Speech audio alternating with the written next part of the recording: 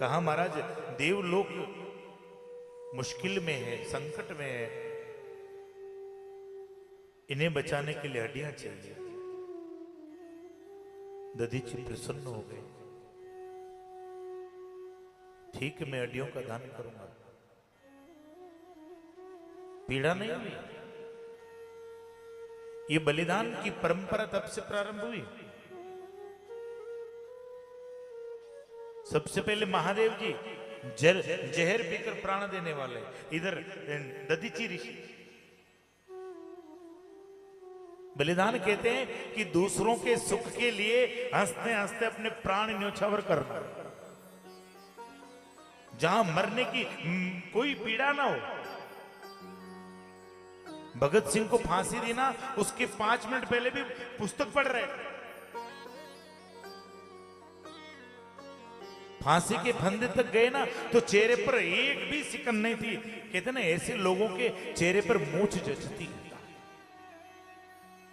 जहां मृत्यु का कोई पीड़ा नहीं। यही तो कहते हैं कि दधीची ने योग के द्वारा अपने मांस को और चमड़े को नष्ट किया। और कहीं कहीं ऐसा भी कहते हैं, ऐसा भी वर्णन आता है कि दधीची अपने शेर के सामने सो गए और कहा कि मुझे खा ले। दधीची का शेर उन्हें नहीं खाता, तब वो अपने शरीर पर गुड़ लपेट लेते हैं और शेर के सामने सो गए। शेर गुड़ चाटता गया, चाटते चाटते गुड़ समाप्त हुआ और मांसाहारी जानवरों की जीभ खुरदरी होती है। दधीची की चमड़ी छिलने लगी, रक्त बहने लगा। देवता छुप छुप कर देख रहे थे और कह रहे थे धिक्कार है हमको कि हम स्वर्ग की रक्षा नहीं कर सके, घुस गए और हमारे लिए एक संत अपने प्राण न्योछावर कर। कोई एक बलिदान देता ना तो हजारों बलिदानी और उत्पन्न करता। देवताओं की कायरता निकलने लगी दधीची का बलिदान देखते।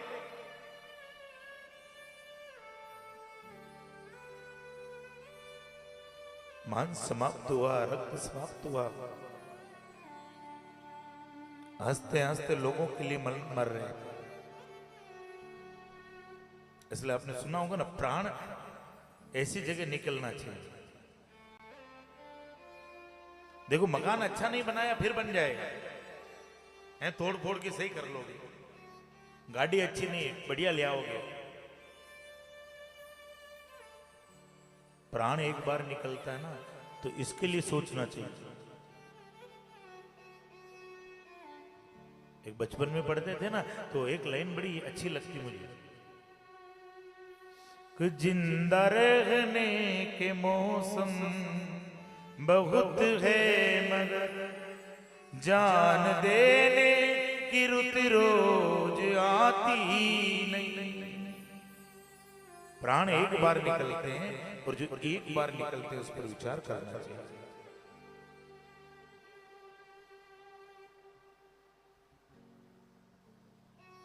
जो एक बार निकलता है उस पर विचार करना चाहिए।